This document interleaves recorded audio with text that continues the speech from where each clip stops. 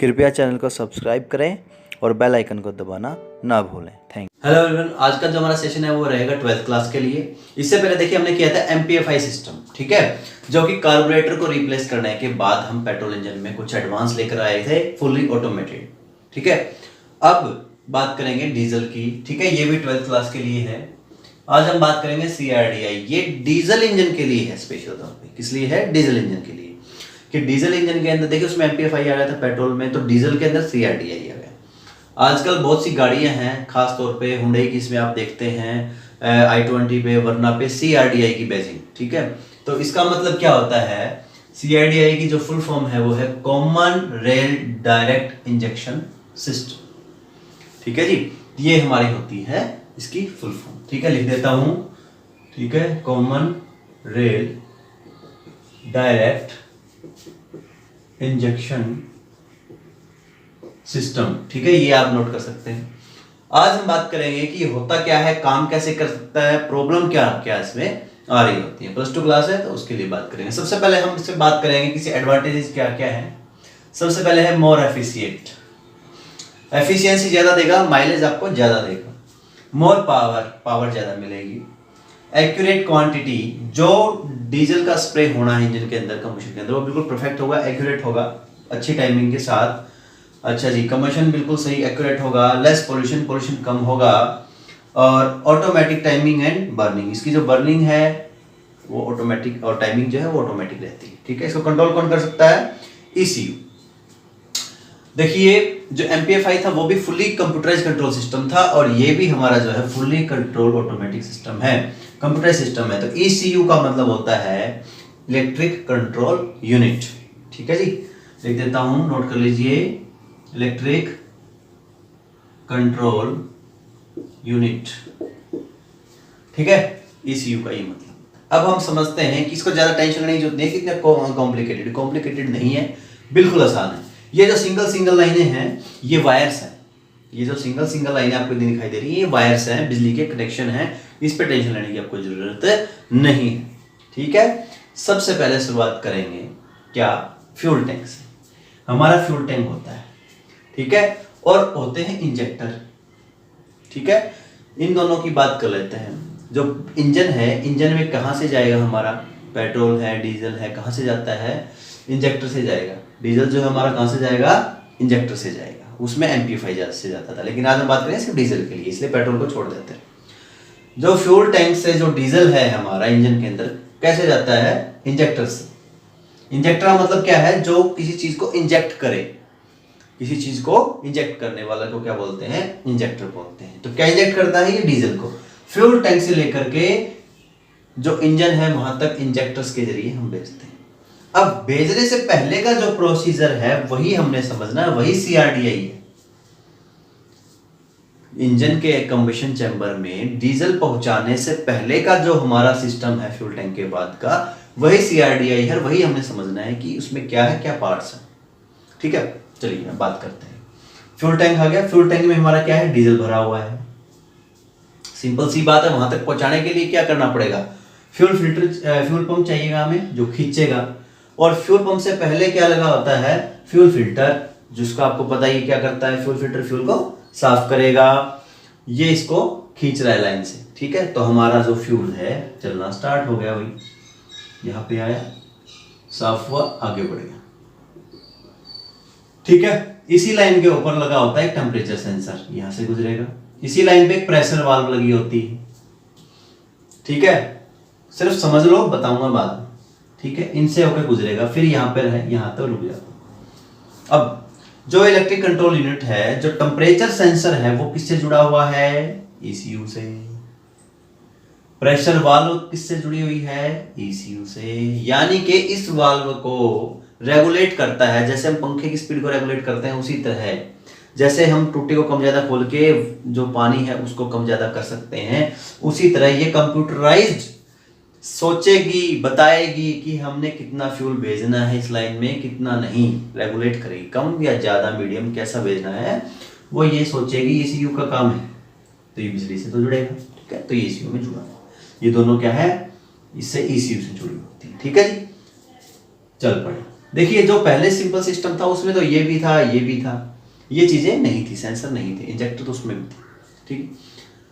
अब इसके अंदर दो चीजें एक्स्ट्रा है, एक तो हाई प्रेशर पिस्टन पंप ये वाला, और एक ये कॉमन रेल, ये दो चीजें हैं जो इसमें एक्स्ट्रा है एक आम डीजल इंजन के सिस्टम के मुकाबले, ठीक है। अब इन्हीं को समझना में करना क्या, देखिए फ्यूल पंप तो मैंने लगा ही दिया था, एक और पंप लगा दिया इसने, समझ रहे हो बात है कि एक पंप तो था ही मेरे पास मैकेनिकल, इसने एक हाई प्रेशर पिस्टन पंप और लगा दिया। यहाँ पे क्या करता है, टेम्परेचर चेक करता है कि इसका ज्यादा तो नहीं है, कम तो नहीं है। देखिए हमें बर्निंग करनी है तो ज्यादा चाहिए, लेकिन पहले ही ज्यादा नहीं होना चाहिए, इसलिए ये सेंस कर लेते हैं, ठीक है। अब चलते हैं हाई प्रेशर पिस्टन पंप से आगे, यहाँ पर आ गया हमारा फ्यूल, अब चलते हैं, ठीक है। यहां पर प्रेशर वाल्व थी, यहां पर प्रेशर सेंसर है, चेक करेगा कितने प्रेशर पे हमारा जो फ्यूल है वो आ रहा है, सही है कि नहीं, कम तो नहीं है, ज्यादा तो नहीं है, वो उसको चेक करेगा, ठीक है। चेक करने के बाद हमारा फ्यूल सारा कहां जाएगा, कॉमन रेल में। यहां से कहानी शुरू होती है अपनी नई common rail direct injection system. कहने का मतलब क्या है कि सारे के सारे इंजेक्टर अलग अलग पाइप से फ्यूल टैंक से डीजल नहीं लेंगे, एक पाइप से ही लेंगे, ठीक है। ये हमारा जो कंबशन चैम्बर है, जो इंजेक्टर्स हैं उनके जस्ट ऊपर लगा होता है, जिस तरह मैंने लगाया है, ठीक है। अब ये देखिए सारे के सारे इंजेक्टर कहां जुड़े हुए हैं, इसमें।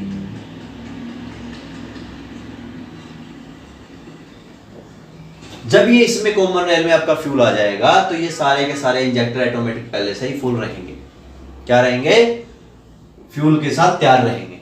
यहां तक हमारा फ्यूल क्या है, तैयार है, आ गया। अब यहां पर हर एक के साथ लगे हुए हैं एक्चुएटर्स। आपको पता है एक्चुएटर्स क्या होते हैं, सेंसर का जो सिग्नल है वो लेते हैं और एक्चुएटर्स उसको कैच करता है, समझ गए बात। अब इन एक्चुएटर का काम क्या है कि ये जो सेंसर लगे हुए ये बताते हैं कि किस टाइम में कौन से वाले में फायर करना है, कौन से पिस्टन में डीजल को डालना है। अगर ये यहां से बोलेगा नंबर 2 तो 2 वाले में, ये यहां से बोलेगा नंबर 4 तो 4 वाले में, यह बोलेगा नंबर 3 में, ये बोलेगा नंबर 1 तो 1, ठीक है। ये यहां से सिग्नल देगा, जैसे पेट्रोल में डिस्ट्रीब्यूटर करता था घूम घूम के कि कहां करंट देना है, उसी तरह ये ECU बताएगी इनको कि अब भाई तू स्प्रे कर, अब भाई तू स्प्रे कर, ठीक है।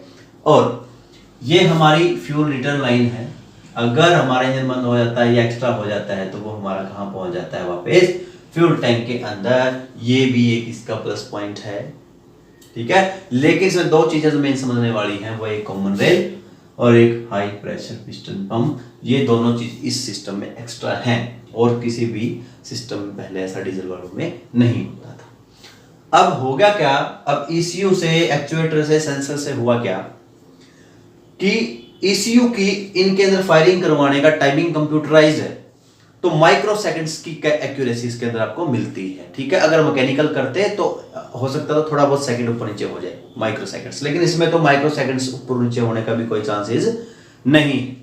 अच्छा, प्रेशर टेम्परेचर भी बिल्कुल एक्यूरेट बताएगा, ठीक है जी। यहाँ प्रेशर ज्यादा है, कोई दिक्कत, यहाँ प्रेशर कम है, यहाँ पर प्रेशर ज्यादा कर दिया जाएगा। अगर यहाँ पहले ही प्रेशर ज्यादा है तो ये प्रेशर वॉल्व को कम खोलेगा ताकि आगे जो है कम जाए। सारा सिस्टम क्या है, कंप्यूटराइज है, ठीक है। अब कंप्यूटराइज सिस्टम कहां से जुड़ा होता है, बैटरी से। अब प्रॉब्लम कहां होती है, बैटरी डेड तो अपना सिस्टम डेड, धक्का मार मार के गाड़ी स्टार्ट नहीं होगी, क्योंकि धक्का मारने से हमारी ECU यूनिट इनको नहीं बोल पाएगी कि भैया अब स्प्रे करो।